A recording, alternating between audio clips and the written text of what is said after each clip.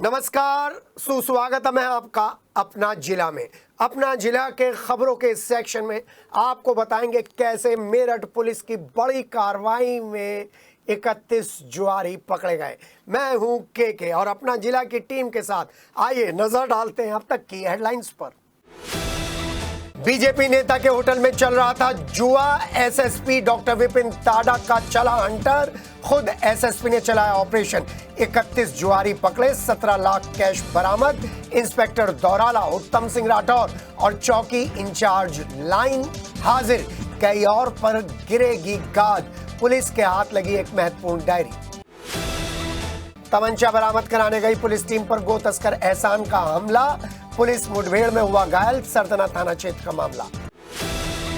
देहात क्षेत्र में मौतों का सिलसिला जारी, मारपीट के बाद युवक की हुई मौत। भावनपुर थाना क्षेत्र के राली चौहान का मामला, शव को लेकर पहुंचे थाने।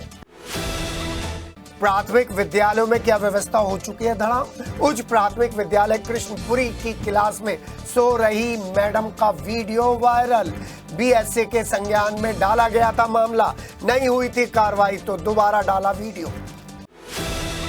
भावनपुर थाना क्षेत्र के रुकनपुर में डीजे के विवाद में दो पक्षों में चले लाठी डंडे, पथराव में 8 लोग घायल, मौके पर पुलिस।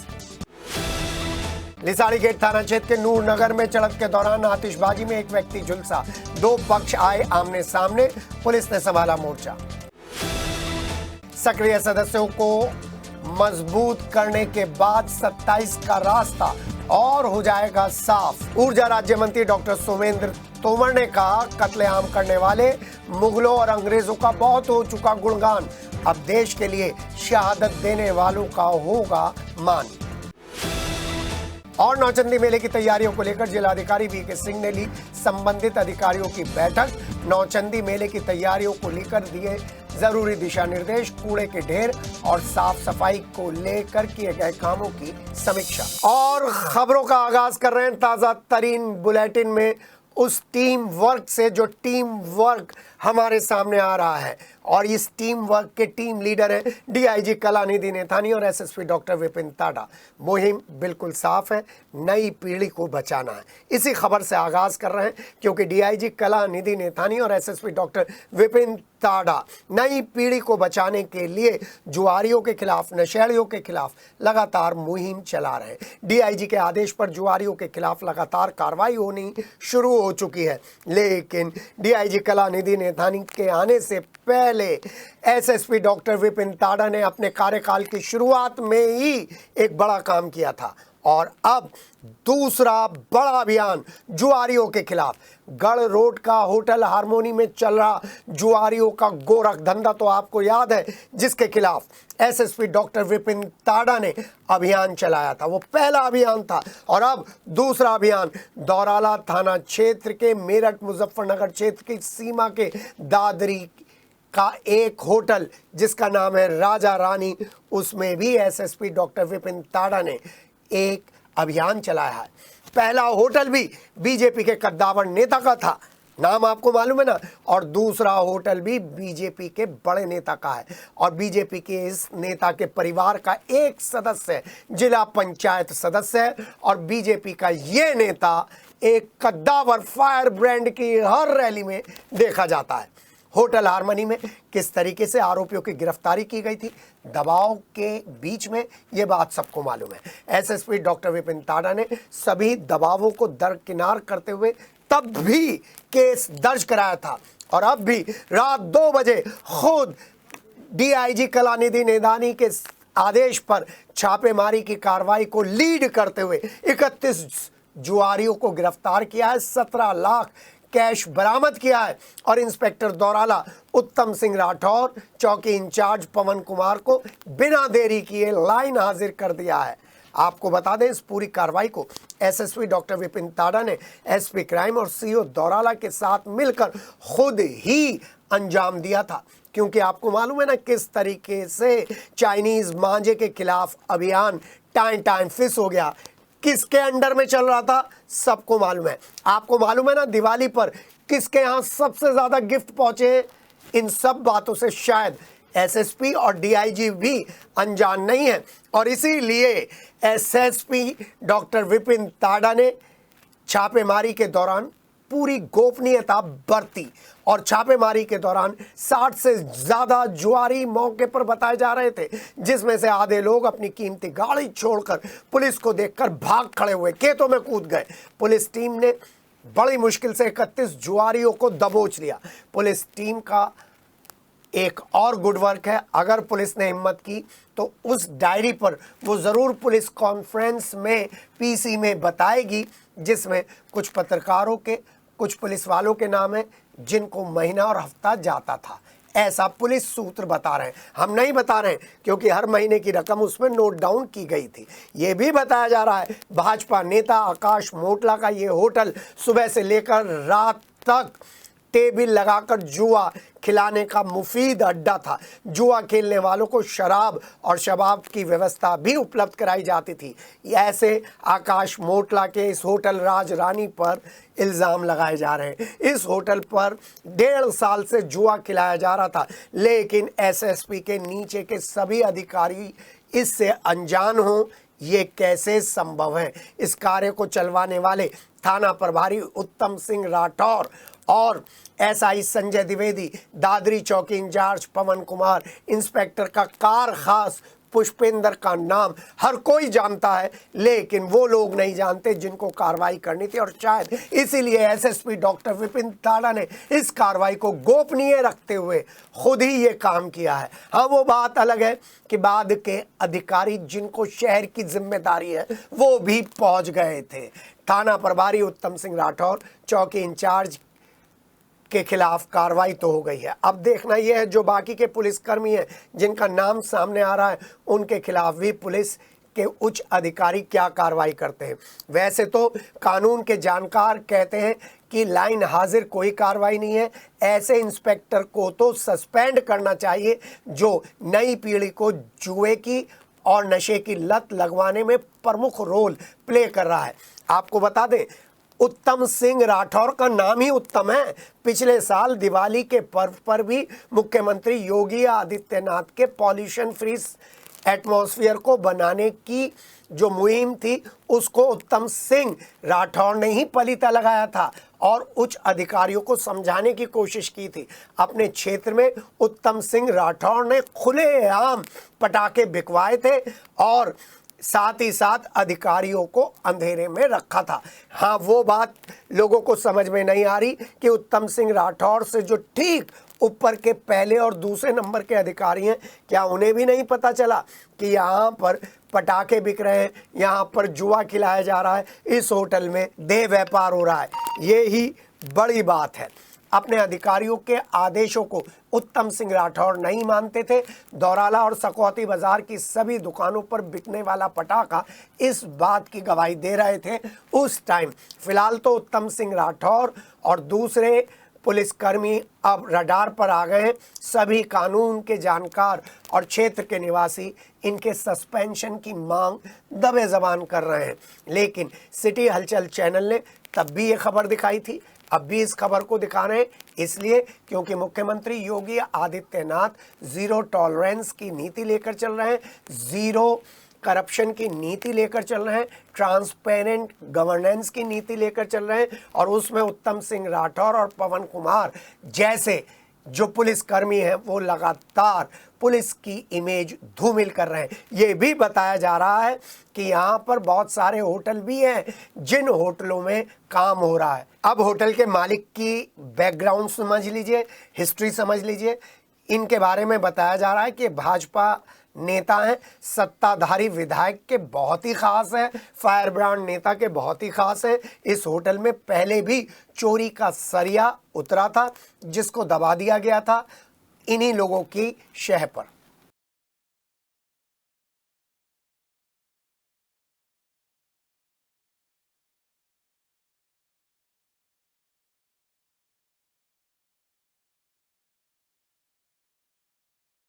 पुलिस कस्टडी में तमंचे से पुलिस पर फायरिंग करके भाग रहे गोकश एहसान से पुलिस की मुठभेड़ हो गई है और पैर में गोली लगने से गोकश एहसान घायल कर दिया गया है। घायल गोकश एहसान को अस्पताल में भर्ती करा दिया है। 25 फरवरी को एक मुठभेड़ के दौरान एहसान भाग निकला था। पुलिस ने उसे मंगलवार को गिरफ्तार किया था। एहसान को लेकर पुलिस जब तमंचा बरामद कराने के लिए सरदना के मेहरती गांव में पहुंची थी, तभी एहसान ने जमीन से तमंचा निकालकर पुलिस पर फायरिंग कर दी। पुलिस ने भी जवाबी फायरिंग की। एहसान घायल हो गया है। तमंचा और कारतूस बरामद कर लिया है। एसपी देहात राकेश कुमार मिश्र का कहना है कि एहसान बेहद शातिर किस्म का गोकश है और एक मुठभेड़ के दौरान बच निकला था। थाना सरधना क्षेत्र के कस्बा सरधना में 26 फरवरी को कुछ बदमाशों द्वारा गोकशी की घटना का प्रयास किया जा रहा था, जिस दौरान पुलिस के साथ उनकी मुठभेड़ हुई थी। इस मुठभेड़ में एक एहसान नामक कस्बा सरधना का ही निवासी गोकश जो बदस्तूर फरार चल रहा था और इस घटना में वांछित था। आज थाना सरधना पुलिस के द्वारा इसकी गिरफ्तारी सुनिश्चित की गई और जब तमंचे की बरामदगी के लिए इसे मेहरमती गणेशपुर के जंगल में ले जाया गया, उस दौरान वहां लोडेड तमंचे से इसने पुलिस पार्टी पे फायर कर दिया। जवाबी सेल्फ डिफेंस की पुलिस की फायरिंग में एहसान गोली लगने से घायल हुआ है, जिसे प्राथमिक उपचार के लिए अस्पताल भेजा गया है। इसके पास से तमंचा और कारतूस वगैरह बरामद हुआ है और जो अग्रेतर विधिक कार्यवाही है वो थाना सरधना के द्वारा संपादित की जा रही है। अब आपको बताने जा रहे हैं कि देहात के क्षेत्र में लगातार मौतों का सिलसिला जारी है। आपसी मुठभेड़, आपसी लड़ाई में ये मौतें हो रही हैं। गांव राली चौहान, एक व्यक्ति दीपक अपने खेत से गेहूं काटकर वापस जा रहा था। मोटरसाइकिल पर सवार दूसरे व्यक्ति से उसकी लड़ाई होती है और वो मोटरसाइकिल सवार दीपक की पिटाई करता है। दीपक गिर पड़ता है, किसी तरीके से घर ले जाया जाता है और फिर घर वाले उसे डॉक्टर के पास लेकर जाते हैं, जहां डॉक्टर दीपक को मृत घोषित कर देते हैं और उसके बाद हंगामा खड़ा हो जाता है। आपको बता दें, भावनपुर थाना क्षेत्र के राली चौहान की ये घटना है। राली चौहान निवासी 37 वर्षीय दीपक कुमार जाटव मंगलवार की दोपहर खेत में गेहूं की कटाई कर गेसूपुर मार्ग से वापस होता हुआ राली चौहान पैदल जा रहा था। इसी बीच बाइक सवार ने दीपक को टक्कर मार दी। परिजनों का आरोप है, कहासुनी के बाद बाइक सवार युवक ने दीपक की पिटाई कर दी और मौके से भाग गया। किसी तरह सूचना मिलने पर वो लोग मौके पर पहुंचे, दीपक को अस्पताल लेकर गए, जहां डॉक्टर ने दीपक को मृत घोषित कर दिया। परिजनों ने मृतक के शव को लेकर पुलिस को जानकारी दी। सीओ सदर देहात शिव प्रताप सिंह थाना पुलिस और फॉरेंसिक टीम के साथ मौके पर पहुंच गए और शव का पंचनामा भरकर पोस्टमार्टम के लिए भिजवा दिया गया है। यहाँ इसकी गैर की टक्कर मारी है, जो बैग है हम काटने फिर इसकी पिटाई करिए तकलीफ करके वो बेकार कर दिया इसे। और हमें पता लगा तो बालक 3 बालक गए हमारे, एक घोड़सांग है उनके कुम्हारों में, तो घोड़सांग में लाए गिर कर फिर चाल गंभीर चली गई। और देखिए, आपसे हमने कहा था ना कि अब हम बीएसए विभाग की प्राथमिक एजुकेशन की, प्राथमिक शिक्षा की, माध्यमिक शिक्षा की खबर आपको जरूर दिखाएंगे। और फिर अगर आप हम पे उंगली उठाए ना, आप गुरुकुल का गुरु घंटाल क्यों नहीं चला रहे हैं, तो हम माफ़ी मांग लेंगे कि गुरुकुल का गुरु घंटाल तो नहीं चलाएंगे, लेकिन आपको ऐसे टीचरों के बारे में ज़रूर बताएंगे जो क्लास में सोते रहते हैं। ऐसे स्कूलों के बारे में ज़रूर बताएंगे जहाँ 6-6 महीने मैथ्स और इंग्लिश की पढ़ाई नहीं होती। ऐसे स्कूलों के बारे में ज़रूर बताएंगे जहाँ पर हेड मास्टर को अपना चार्ज लेने के लिए पसीना बहाना पड़ता है, बीईओ को खुद जाना पड़ता है और बीएसए मैडम अनजान रहती है। ऐसा ही कुछ मामला 1.5-2 महीने पहले आया होगा। मामला कहाँ का था? उच्च प्राथमिक विद्यालय का था, जो राम भरोसे चल रहा है, हम ये कह सकते हैं। मामला उच्च प्राथमिक विद्यालय कृष्णपुरी का बताया जा रहा है, जहां जागरूक दर्शकों ने सहायक अध्यापिका क्लासरूम में जो सो रही है उसकी वीडियो बनाकर बीएसए विभाग में भेज दी थी। बीएसए के मठाधीश और बीएसए मैडम ने इस वीडियो का संज्ञान नहीं लिया, तो ये लोग चुप हो गए कि शायद कोई कार्रवाई नहीं होगी। लेकिन जब ये वीडियो दोबारा से वायरल करने के लिए जागरूक दर्शक सामने आए तो खबर हम बीएसए विभाग को प्रेषित कर रहे हैं कि शायद बीएसए विभाग इस बार कोई कार्रवाई कर दे, क्योंकि डीएम की हिट लिस्ट में है बीएसए विभाग। आपको बता दें, जो वक्त बच्चों को पढ़ाने का है उसमें यदि मैडम बेहद सुकून के साथ नींद ले रही हैं और उनका वीडियो भी बना लिया जाता है और बच्चे उधम भी बचा रहे हैं, तो फिर आप क्या कहेंगे। उक्त वीडियो हम पहले ही बता रहे हैं, हम इसकी पुष्टि नहीं कर रहे हैं, कुछ समय पहले का बताया जा रहा है। बीएसए मैडम को भी उपलब्ध करा दिया गया था, वहां के मठाधीशों को भी उपलब्ध करा दिया गया था, लेकिन वहां पर जो बीएसए के विभाग को अपरोक्ष रूप से चला रहे हैं लोग, उन्होंने इस वीडियो को दबा लिया था। जांच और आख्या के नाम पर खेल करने वाला बीएसए डिपार्टमेंट उक्त वीडियो को शिकायत को दबाकर बैठ गया था, ऐसे आरोप लग रहे हैं। हम नहीं कह रहे हैं, आरोप लग रहे हैं। और बीएसए विभाग के जिम्मेदार अधिकारी जो कभी भी आत्महत्या करने की बात कहते हैं, वो कह रहे हैं हमारे पास शिकायत नहीं आई है। सहायक अध्यापिका का नाम जो हमारे सामने आया है वो हम बता रहे हैं, साबिस्ता सुल्ताना। उनकी 2 वीडियो वायरल हुई हैं। एक वीडियो में वो बेसुध सो रही हैं, दूसरी वीडियो में वो झपकी ले रही हैं। स्कूल के ही किसी स्टाफ ने या बच्चे ने वीडियो बनाकर सोशल मीडिया पर कुछ समय पहले डाली थी। अब जब 3 बच्चे भागे उसके बाद फिर दोबारा ये वीडियो वायरल कर दी है, क्योंकि अभी भी बताया तो यही जा रहा है, मैडम के सोने की आदत बच्चों को परेशान कर रही है। अभिभावक भी गुस्से में बताए जा रहे हैं। बीएसए डिपार्टमेंट ने इस वीडियो को लेकर क्या कार्रवाई की है, हमने फ़ोन किया तो फ़ोन नहीं उठाया गया। दोबारा से बीएसए आशा चौधरी मैडम से रिक्वेस्ट की जा रही है कि स्कूलों का माहौल संभालने के लिए ज़रा दौरा और भी शुरू कर दें और आख्याएँ जल्दी जल्दी निपटाएं। वहीं पर हम आपको बता दें कि केस दबाने से एजुकेशन का स्टैंडर्ड नहीं सुधरेगा, बल्कि केस पर कार्रवाई करने से शिक्षक काम करेंगे। भावनपुर के रुकनपुर में मंगलवार को कार में डीजे बंद करने को लेकर विवाद 2 पक्षों के बीच में हो गया। वो मारपीट में बदल गया और पथराव भी शुरू हो गया। 8 लोग घायल हो गए। पुलिस मौके पर पहुंची, मामले को शांत कराया। एक पक्ष की कार में तोड़फोड़ भी कर दी गई और फिलहाल थाने में तहरीर दे दी गई है दोनों तरफ से। पुलिस ने जांच कर कार्रवाई का आश्वासन दिया है। रुकनपुर गांव में बिट्टू अपने परिवार के साथ रहते हैं और वो शाम को आरती कर रहे थे। इसी दौरान गांव में दूसरे पक्ष के लोग शादी समारोह में बारात सहित लौट रहे थे। बारात वापसी के दौरान डीजे पर डांस चल रहा था। बिट्टू ने डीजे को बंद करने की अपील की। इस बात को लेकर कहासुनी हुई, विवाद हुआ और मारपीट में ये विवाद बदल गया। बाद में पथराव भी हुआ। इस दौरान हवाई फायरिंग की भी सूचना है और जिस कार में डीजे बज रहा था उसमें तोड़फोड़ की गई। वहीं पर सोनू, सचिन, लीलू और मुकम्मिल, इकबाल, गुलशमा, अयूब भी चोटिल हो गए हैं। एसपी देहात डॉक्टर राकेश कुमार मिश्रा ने बताया जांच की जा रही है। फिलहाल एक ही पक्ष की तहरीर आई है। मेरठ के लिसाड़ी गेट थाना इलाके में नूरनगर में आतिशबाजी से एक शख्स के झुलसने के बाद हंगामा हो गया और जमकर मारपीट हो गई। अफरा तफरी मच गई।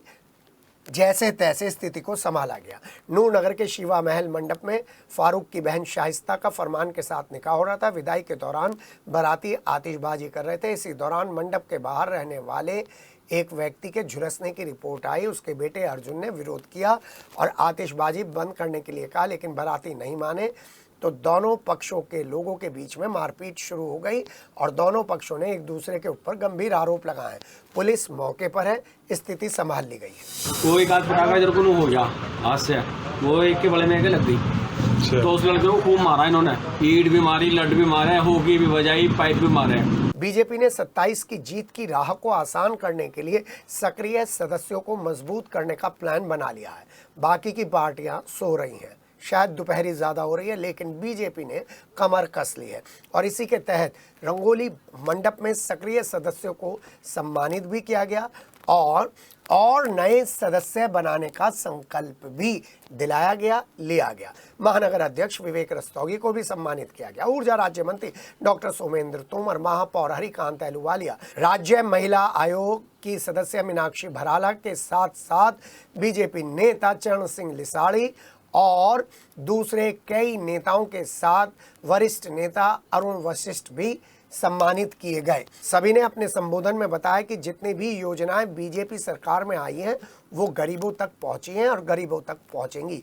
ऊर्जा राज्य मंत्री डॉक्टर सोमेंद्र तोमर ने कहा कि कत्लेआम करने वाले अंग्रेजों और मुगलों का बहुत गुणगान हो चुका, अब उनके सम्मान की बारी है।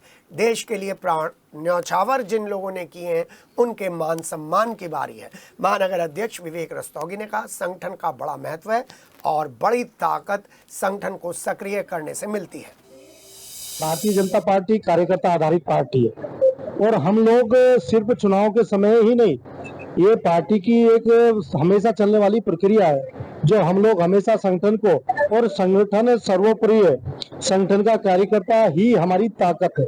पार्टी के लगातार कार्यक्रम चलते रहते हैं और संगठन के कार्यक्रम हमेशा चलते रहते हैं। हम उन दल में से नहीं है जो सिर्फ चुनाव के समय दिखाई देते। हमारे पार्टी का कार्यकर्ता लगातार अपने क्षेत्र की, प्रदेश की, देश की देवतुल्य जनता के बीच में रहकर सेवा करने का काम करता है। चलिए अब नौचंदी मेले की तैयारियों को लेकर खबर दिखाते हैं, जिसमें जिला अधिकारी डॉक्टर वीके सिंह ने विकास भवन सभागार में अपने अधीनस्थ अधिकारियों के साथ बैठक लेते हुए कहा कि नौचंदी मेला एक प्रांतीयकृत मेला है और मेरठ की शान और गौरव है। डीएम ने सभी संबंधित अधिकारियों को मेले की तैयारियों को जल्द से जल्द पूरा करने के निर्देश दिए। जिलाधिकारी ने ठेका संपादन समिति, निर्माण कार्य सत्यापन समिति, दुकान आवंटन समिति, स्मारिका समिति, कार्यालय व्यवस्था समिति, शांति सुरक्षा समिति, पेयजल, शौचालय और सफाई व्यवस्था समिति, मंच एवं सांस्कृतिक कार्यक्रम समिति के अलावा दूसरी समितियों के नामित पर्यवेक्षणीय अधिकारियों को निर्देश देते हुए अपने दायित्व को कार्य के अनुरूप समय से पूर्ण करने पर जोर दिया। डीएम ने कहा कि मेले की सुरक्षा के लिए सीसीटीवी कैमरों की व्यवस्था सुनिश्चित की जाए। श्री खाटू श्याम सालासर बालाजी साई मंदिर हजारी की प्याऊ पर एकादशी के पावन पर्व पर बाबा का भव्य श्रृंगार किया गया। प्रत्येक एकादशी की तरह इस बार भी शाम को 7 बजे भजन संध्या का आयोजन किया गया, जिसमें विभिन्न तरीके के फूलों से बाबा का मनमोहक श्रृंगार किया गया। 56 भोग भी लगाए गए। बाबा के भंडारे की सुविधा भी यहाँ पर रहती है। मंदिर के सभी सदस्यों ने देर रात तक चले सत्संग में शिरकत की और भंडारे का प्रसाद सभी को बांटा। मंगलवार को राष्ट्रीय राजमार्ग बाईपास स्थित श्री वेंकटेश्वरा विश्वविद्यालय में सामाजिक समरसता से राष्ट्र विकास विषय पर 1 दिवसीय राष्ट्रीय संगोष्ठी का आयोजन किया गया। मुख्य अतिथि के रूप में भारत के तीसरे सर्वोच्च नागरिक सम्मान पद्म भूषण से विभूषित पूर्व केंद्रीय कपड़ा, खाद्य प्रसंस्करण, भूतल परिवहन और कृषि मंत्री हुकुम देव नारायण मौजूद थे। श्री वेंकटेश्वरा विश्वविद्यालय के लोकनायक जयप्रकाश नारायण सभागार में आयोजित संगोष्ठी का शुभारंभ संस्थापक अध्यक्ष सुधीर गिरी, मुख्य अतिथि हुकुमदेव नारायण, प्रतीक कुलाधिपति डॉक्टर राजीव त्यागी, कुलपति प्रोफेसर कृष्णकांत दवे, कुल सचिव प्रोफेसर पीयूष पांडे के साथ साथ संयोजक डॉक्टर टीपी सिंह आदि ने सरस्वती मां की प्रतिमा के सम्मुख दीप प्रज्वलित कर किया। कार्यक्रम को संबोधित करते हुए मुख्य अतिथि ने कहा कि जाति, धर्म, वर्ण, भाषा, संस्कृति और रूढ़िवादी परंपराओं से ऊपर उठकर सामाजिक सौहार्द के साथ निस्वार्थ रूप से देश और मानवता के लिए त्याग करने के लिए ही मानव जन्म हुआ है। विकसित और अखंड भारत का सपना सभी को साकार करना होगा। आज ये समता इक्वलिटी वाले कहते हैं कि नहीं, इक्वलिटी हमारा ठीक है। हम कहते हैं तुम्हारा इक्वलिटी बाद में आया है, हमारा समता पहले आया है। आप हंसते हो आप, अरे इस बात की लड़ाई है। वो कहता है कहो कि हमारा इक्वलिटी सही है, हम कहते नहीं, तुमसे पहले मेरा समता सही है। मेरठ करनाल हाईवे पर मंगलवार दोपहर एक हादसे में साइकिल सवार युवक की मौत हो गई। बाइक सवार एक और अन्य युवक गंभीर रूप से घायल हो गया। हादसा उस वक्त हुआ जब नानू का रहने वाला पवन कुमार साइकिल से रोड पार कर रहा था। तेज गति से आ रहे ट्रक से बचने के प्रयास में पवन बाइक से टकरा गया। बाइक पर सवार युवक की पहचान पांचली बुजुर्ग गांव के रहने वाले नवीन कुमार के रूप में हुई है। नवीन किसी काम से प्लेटिना बाइक से मेरठ जा रहा था तो वो हादसे का शिकार हो गया। गंभीर रूप से घायल नवीन को सरदना के सामुदायिक स्वास्थ्य केंद्र पर भर्ती कराया गया, जहां प्राथमिक उपचार के बाद मेरठ रेफर कर दिया गया। हादसे में मारे गए युवक का पंचनामा भरकर पुलिस ने पोस्टमार्टम के लिए भेज दिया है। मृतक के घर वालों की शिकायत पर पुलिस ने हादसे की जांच शुरू कर दी है। आपको बता दें, इस पूरी रोड पर स्पीड कंट्रोल को लेकर कोई भी व्यवस्था नहीं की गई है। डीआईजी के आदेश के बावजूद इस रोड पर दुर्घटनाओं का ग्राफ नीचे आने का नाम नहीं ले रहा है। मंगलवार को केनरा बैंक ग्रामीण स्वरोजगार प्रशिक्षण संस्था में खादी ग्रामोद्योग बोर्ड यानी माटी कला बोर्ड द्वारा एक दिवसीय जागरूकता सेमिनार में माटी कला से जुड़े परंपरागत कारीगरों और नवोदित उद्यमियों को माटी कला बोर्ड द्वारा संचालित योजनाओं की जानकारी दी गई और नवीनतम तकनीकों और नवाचारों से उनको जोड़ने की कोशिश की गई, जिससे वो आत्मनिर्भर बन सकें। मुख्य अतिथि पूर्व सांसद राजेंद्र अग्रवाल के साथ साथ पूर्व सदस्य माटी कला बोर्ड संजय प्रजापति भी शामिल थे। वहीं खादी एवं ग्राम आयोग के सदस्य भी इसमें शामिल थे।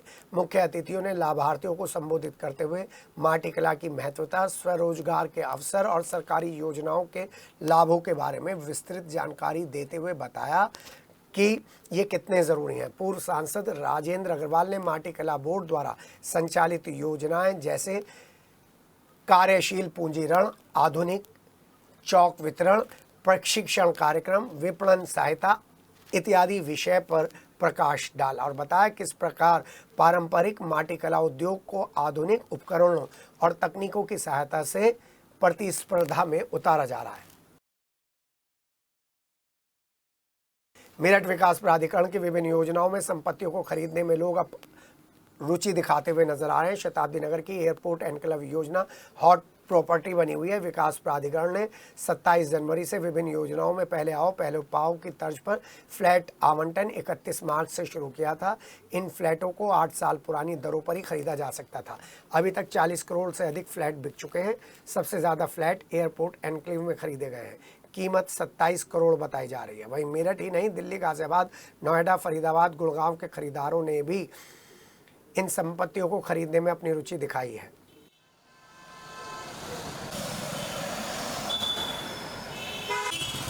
चलिए, नगरायुक्त सौरभ गंगवार के सामने एक और मुसीबत है। नगर निगम में होर्डिंग ठेकेदार कौन सा है जिसके खिलाफ 3 दर्जन से ज़्यादा लोग जिलाधिकारी पहुंचे हैं?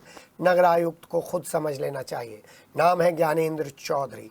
उन्हें लोग अलग अलग तरीके से परिभाषित करते हैं। लोगों ने ज्ञानेंद्र चौधरी के खिलाफ डीएम को शिकायत करते हुए कार्रवाई की मांग की है और आरोप लगाया कि होर्डिंग माफिया ज्ञानेंद्र चौधरी ने नगर निगम से 60 गांठ कर ठेके में मानक से अधिक यूनिपोल और 17 चौराहों पर एंट्री गेट अनाधिकृत रूप से लगाए हुए हैं, जो पिछले कई सालों से चल रहे हैं। नगर निगम से जो ठेका 2024 से 2026 तक होर्डिंग के लिए आवंटित हुआ था, उसमें 20,000 वर्ग गज का एरिया पास है, लेकिन ज्ञानेंद्र चौधरी ने 60,000 वर्ग मीटर में होर्डिंग पूरे शहर में लगा दिए हैं। लोगों का आरोप है कि 25 मई 2023 में बीओटी का पिछला ठेका समाप्त होने पर बीओटी का 9 करोड़ रुपए की कीमत का यूनिपोल माफिया ने नगर निगम को वापस नहीं किया है। लोगों ने दूसरे भी कई गंभीर आरोप ज्ञानेंद्र चौधरी पर लगाते हुए कठोर कार्रवाई की मांग की है। ऐसे में ये सभी लोग डॉक्टर लक्ष्मीकांत वाजपेयी से, ऊर्जा राज्य मंत्री डॉक्टर सोमेंद्र तोमर से और राज्य मंत्री दिनेश खटीक से अपनी शिकायत मुख्यमंत्री तक पहुंचाने की अपील भी कर रहे थे। हम लोग आज जो है हमारे मेरठ का एक सबसे बड़ा माफिया है, आपके भी संज्ञान में रहा होगा, इलेक्ट्रॉनिक मीडिया पे छाया रहा। ये एक तेल चोरी का मामला था। इंडियन ऑयल की पाइपलाइन से तेल चोरी करा था इस आदमी ने, और आज भी इसका मुकदमा चल रहा है। हम लोगों का ध्यान केवल इस बात पे दिलाना था कि जो ये मेरठ में अवैध तेल चोरी करके और सब चीज़ करके पोषित माफिया इतना फल फूल रहा है, उसकी तरफ हमारे जो डीएम साहब है उनका ध्यान दिलाना था और ये कहना था कि ये सरकार का विषय है, सरकार इस पर ध्यान दे और इस माफिया की पूर्णतः जांच हो और सारी चीज़ों पर इस पर कार्रवाई हो। मवाना के मिल रोड पर मिल चिमनी के सामने मुनीम होटल पर मंगलवार को फूड सेफ्टी विभाग के एरिया अधिकारी अपनी टीम के साथ छापेमारी की कार्रवाई करते हुए दाल सब्जियों के सैंपल भरते हुए नजर आए।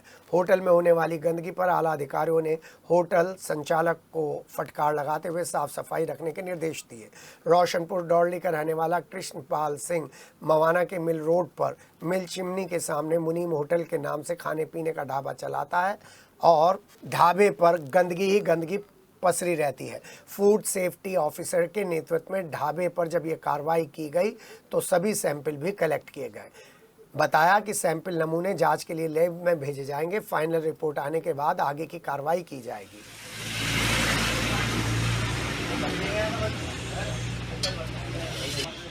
संयुक्त गुर्जर परिसंघ मेरठ द्वारा आगामी 10 मई को सैनिक क्रांति दिवस के अवसर पर पश्चिमी उत्तर प्रदेश के जनप्रतिनिधियों और बुद्धिजीवियों को साथ लेकर देश के स्वतंत्रता संग्राम के बलिदानियों को नमन करने के लिए भव्य कार्यक्रम मेरठ में आयोजित किए जाने की योजना बनाई है। मंगलवार को गंगानगर स्थित कम्युनिटी सेंटर में कार्यक्रम की व्यवस्था करने के लिए 51 सदस्य आयोजन कमेटी का गठन किया गया। इस कार्यक्रम के मुख्य आयोजक भोपाल सिंह गुर्जर को बनाया गया है। भोपाल सिंह गुर्जर क्रांति नायक शहीद कोतवाल धन सिंह गुर्जर के पैतृक गांव पांचली के निवासी हैं और उन्होंने गुर्जर समाज के सभी जिम्मेदार और सक्षम लोगों से कार्यक्रम को सफल बनाने की अपील की। इस कार्यक्रम में परिसंघ के प्रमुख व्यक्ति संजीव प्रधान भी उपस्थित थे। हाल ही में वित्तीय वर्ष समाप्त होने पर पूरे प्रदेश में आबकारी विभाग द्वारा नए सिरे से शराब के ठेकों का आवंटन किया गया है और ठेकों की जगह के निर्धारण में जो लापरवाही बरती गई है उसको लेकर सर्वोच्च न्यायालय में एक दायर की गई अपील में बताया गया है धार्मिक स्थलों और स्कूल कॉलेजों के आसपास शराब ठेके विकसित नहीं होने चाहिए। लेकिन इस आदेश की धज्जियां क्या उड़ाई गई हैं, इस पर बड़ा सवाल है। मवाना के एक क्षेत्र की घटना हमारे सामने आई है जहां पूर्व सांसद अमरपाल की कोठी के सामने अंग्रेजी शराब और बियर की दुकान का निर्माण कराया जा रहा है। 50 मीटर से भी कम की दूरी पर पुरानी मस्जिद है। शहर काजी मवाना मौलाना नफीस अहमद काजमी पूर्व चेयरमैन राजद नेता एसडीएम मवाना दीपक माथुर से मिले और ज्ञापन सौंपते हुए शराब की दुकान को कहीं और स्थानांतरित करने की मांग रखी। एक हफ्ते पहले ही सरस्वती विद्या मंदिर के पास बन रही शराब की दुकान का भी विरोध किया गया था।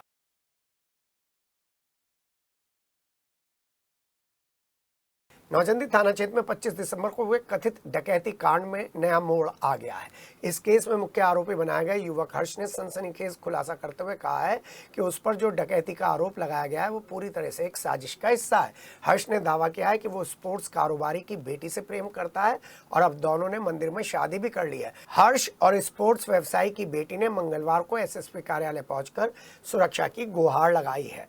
स्पोर्ट्स कारोबारी की बेटी ने बताया कि उनके पिता स्पोर्ट्स का काम करते हैं और दोनों को जान से मारने की धमकी दे रहे हैं। एसएसपी ऑफिस पहुंचे हर्ष ने मीडिया से बातचीत में बताया कि उसकी और उसकी पत्नी की लंबे समय से जान पहचान थी। इंस्टाग्राम के जरिए जान पहचान हुई थी। दोनों में दोस्ती बढ़ी और फिर ये रिश्ता प्यार में बदल गया और लड़की के परिवार को इस रिश्ते की भनक लगी तो उन्होंने विरोध करना शुरू कर दिया था। लड़की के पिता ने इस रिश्ते को खत्म करने के लिए डकैती के झूठे केस में फंसाने की कोशिश की थी। 25 दिसंबर को जिस डकैती की बात की जा रही है उसमें उसका कोई हाथ नहीं है। असल में कारोबारी के घर से इस साजिश के बारे में पता चला है। आपको बता दें पीसी के दौरान जो पुलिस के जिम्मेदार अधिकारियों ने बातें कही थी, अगर वो बातें पत्रकार जगत चला देता तो आज ये बात अलग स्तर पर पहुंच जाती कि प्रेम के इस विवाह को दबाने के लिए डकैती की एक कहानी जो रची गई थी उसमें पुलिस कितनी बड़ी साजिश का हिस्सा थी। हम दोनों को सेफ्टी चाहिए। हम दोनों ने कल शादी कर ली थी। हमारे मम्मी पापा परेशान कर रहे हैं। क्या कर रहे हैं? वो बोल रहे हैं मारने पीटने की धमकी दे रहे हैं और जान से मारने की। अच्छा। उन्होंने बोला सेफ्टी प्रोवाइड करने के लिए। अच्छा। हाँ, गुमशुदा की रिपोर्ट लिखवा रखी है। अच्छा, किसके खिलाफ लिखवाई है? हर्ष के खिलाफ। कि भगा के ले गए, लेकिन ये भगा के नहीं ले गए, मैं खुद से आई थी अपनी मर्जी। क्योंकि सेंटर मार्केट में मारा था और ये बोला था कि झूठा वहाँ जाके रिपोर्ट कर कि बोल कि जो है ये तुझे भगा रहा है उल्टा सीधा कि मिला है। इससे पहले भी केस में फंसवा के जेल भेज चुके हैं बेफालतू में। अपना जिला पर खबरों की ये पेशकश थी। इन खबरों में हम आपको और अपडेट्स देते रहेंगे। बने रहिए अपना जिला के साथ, क्योंकि जो खबर कहीं नहीं है वो है अपना जिला पे। हमें दीजिए इजाज़त। नमस्कार।